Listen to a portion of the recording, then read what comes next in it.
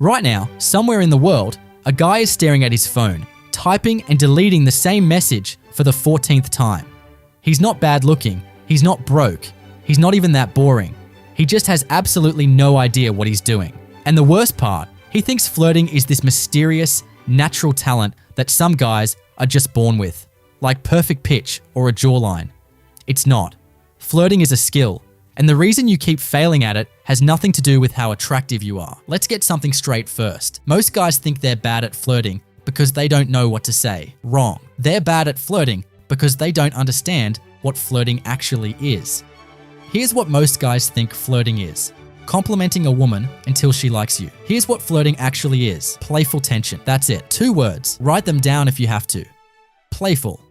Tension. Complimenting someone is not flirting. Telling a girl she's pretty is not flirting. Agreeing with everything she says is definitely not flirting. That's just being nice. And nice is fine. Nice doesn't make anyone's heart race. Tension does. Not the bad kind of tension. Not the, oh god, this is awkward kind. The good kind. The, I can't tell if he's joking or not, and I kind of love it kind. Now here's where it gets interesting, because even if you understand what flirting is, actually doing it in the moment is a completely different problem. And it's not a confidence problem. Not exactly, it's a stakes problem. When you're talking to a girl you're attracted to, your brain quietly transforms a casual conversation into the most important event of your life. Suddenly, everything you say needs to be perfect. Funny, but not try hard. Interested, but not desperate. Smooth, but not rehearsed. And under that kind of pressure, you freeze. Or you overcorrect and go full corporate interview mode. So, what do? Cool. Where are you from? Nice. That's not a personality. That's a census form. The reason is simple.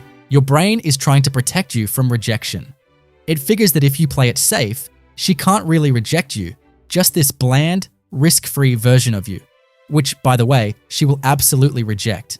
Just slower and with less closure. The fix isn't to care less. It's to reframe what the interaction actually means.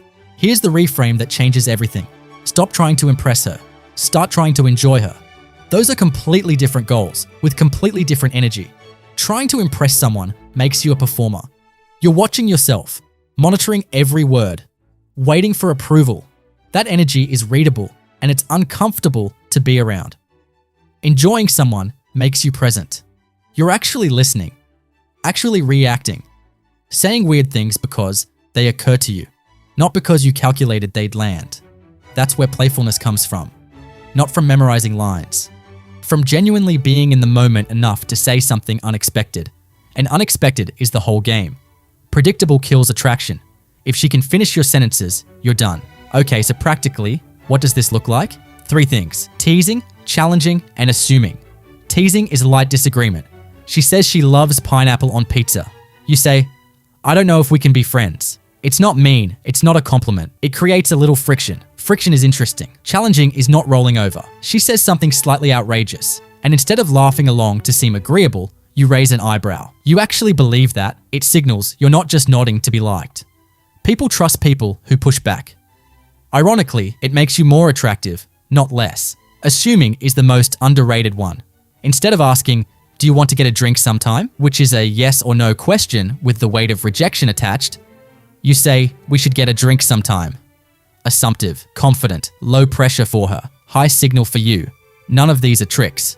They're just normal behaviors that confident people do naturally, and that the rest of us have to consciously practice until they become natural. Here's the part nobody talks about.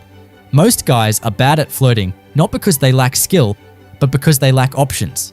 When you're talking to the one girl you've worked up the nerve to approach in 3 months, every word feels life or death. Of course you're going to freeze. The stakes you've assigned to this interaction are astronomically disproportionate to what it actually is, a conversation. Guys who are naturally good with women aren't always smoother or funnier. They're just less attached to any single outcome because they talk to more people. The abundance makes them relaxed. The relaxation makes them attractive. It's a cycle. So the boring but real advice is practice more. Talk to people you're not attracted to. Talk to people you have no chance with. Talk to people you're not trying to impress. Get comfortable being a person in conversations again before you start optimizing those conversations. Look, flirting is not some mystical gift. It's not about being tall or having the right opener or memorizing a script. It's about being genuinely present, creating a little tension, and caring slightly less about whether any given interaction goes perfectly.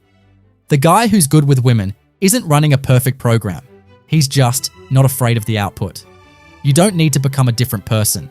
You need to stop performing the safe version of yourself and start letting the actual one show up. That guy's a lot more interesting, trust me. And if you want more on this, the stuff that actually moves the needle, not just the theory, subscribe. I cover this kind of thing every week, and it only gets more useful from here.